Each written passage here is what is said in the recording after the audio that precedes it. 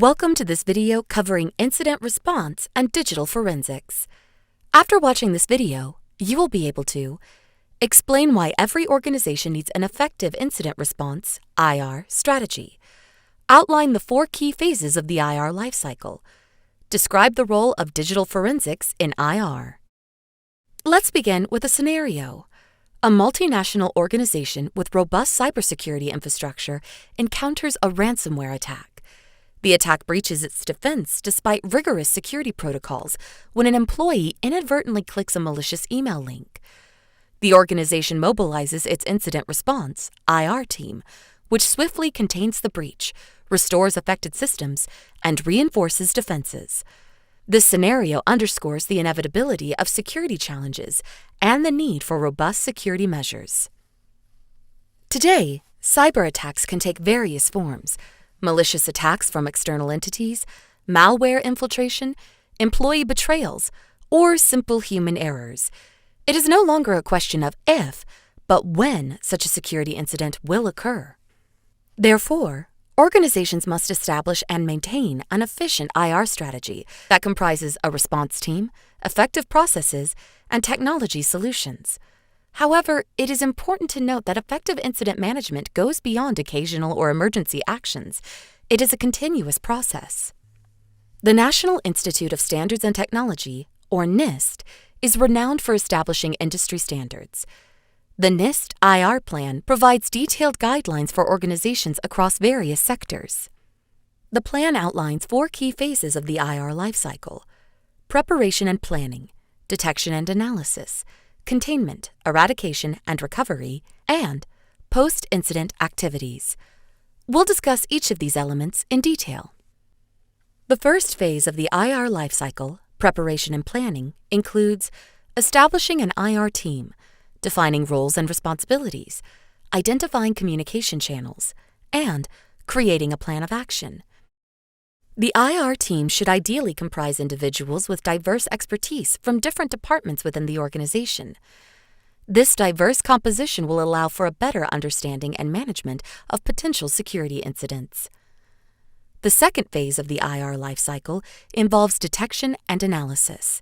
In this phase, organizations must have the necessary tools and systems to detect anomalies or suspicious activities. The tools could include intrusion detection and prevention systems, IDPSs, security information and event management, SIM solutions, or even manual monitoring by trained personnel.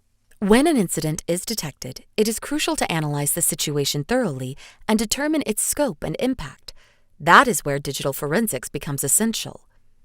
Digital forensics plays a critical role in this phase by providing the tools and techniques required to collect and analyze digital evidence, ultimately aiding in understanding the nature of the incident and its implications.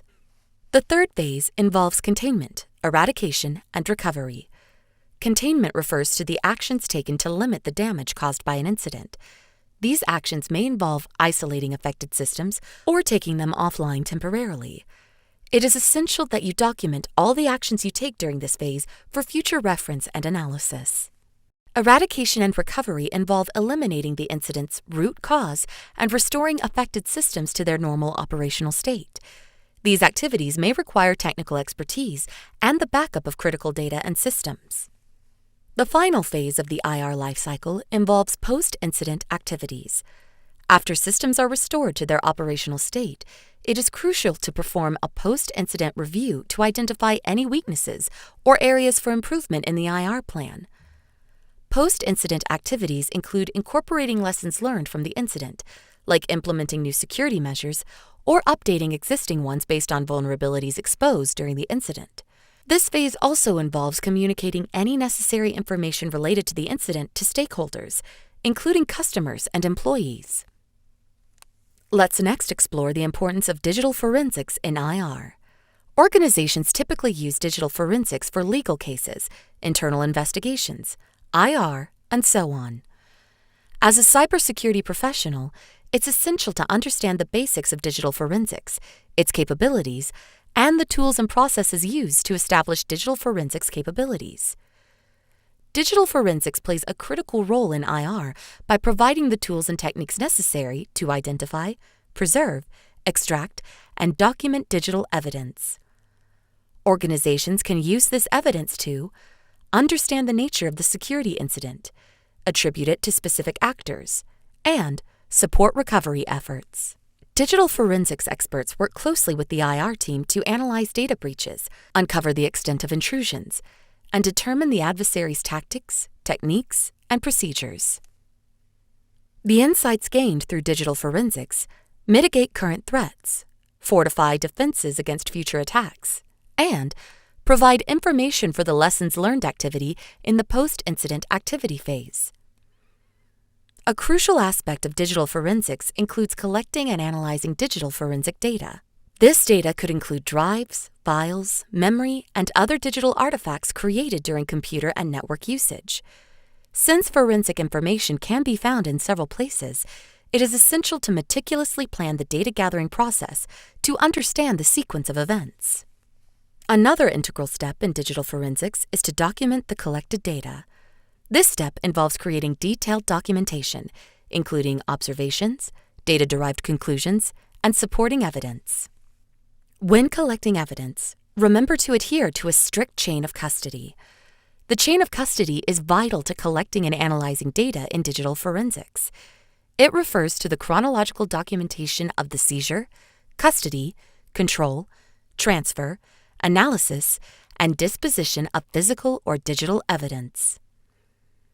The chain of custody also involves providing clear record of who has accessed the evidence, when was it accessed, and what actions were taken.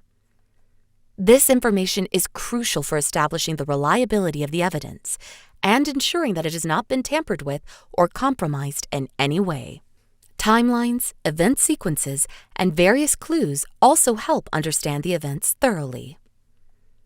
In this video, you learn that evolving cyberattacks require organizations to maintain an efficient IR strategy comprising a response team, effective processes, and technological solutions. There are 4 key phases in the IR lifecycle: preparation and planning, detection and analysis, containment, eradication and recovery, and post-incident activities.